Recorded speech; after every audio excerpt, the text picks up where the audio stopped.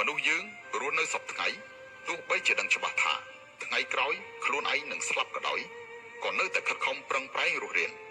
ក្នុងសង្គមរញ៉េរញ៉ៃមនុស្សមើលចិត្តមិនធ្លុះបន្ទុកដែលមិនអាចទម្លាក់ចោលបានដំណើរជីវិតឡើងចុះគ្មានទីបញ្ចប់ឆ្លងកាត់ឧបសគ្គរាប់មិនអស់ភាពអស់សង្ឃឹមដែលមិនអាចប្រៀបផ្ទឹមបានបំភ្លេចមិនបាននៅរឿងអតីតមួយថ្ងៃរវល់មិនចេះចប់ស្មានមិនត្រូវនៅអនាគតទីបំផុតមិនដឹងរលាយបាត់ទៅទីណា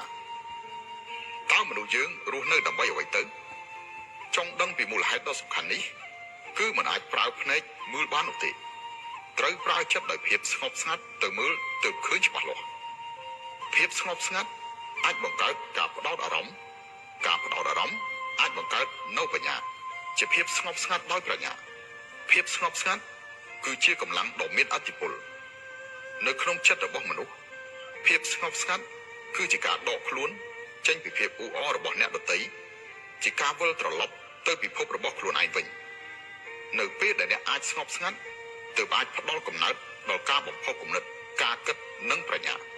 ទើបអាចឆ្លុះបញ្ចាំងយ៉ាងស៊ីជម្រៅលើខ្លួនឯងតាមរយៈសមាធិរំលឹកឡើងវិញនៅធម្មជាតិពិតនៃជីវិតរបស់យើងការគ្រប់គ្រងចិត្តជាថ្នូរនឹងការគោរពធម្មជាតិរបស់យើងចេះស្រឡាញ់ថែរក្សាជីវិតនិងការរស់នៅពិតប្រាកដ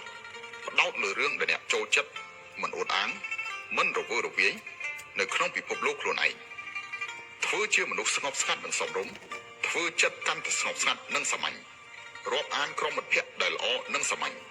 ជីវិតនឹងរលូនឥតខ្ចោះដោយធម្មជាតិឲ្យតែយើងអាចស្ងប់ចិត្តបាន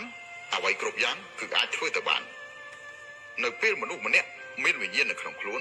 មិនថានៅក្នុងកន្លែងសុខឬកន្លែងទុក្ខលំបាកទេប្រកបជានឹងអាចរកឃើញនៅវិធីដែលស័ក្តិសមនឹងខ្លួនឯង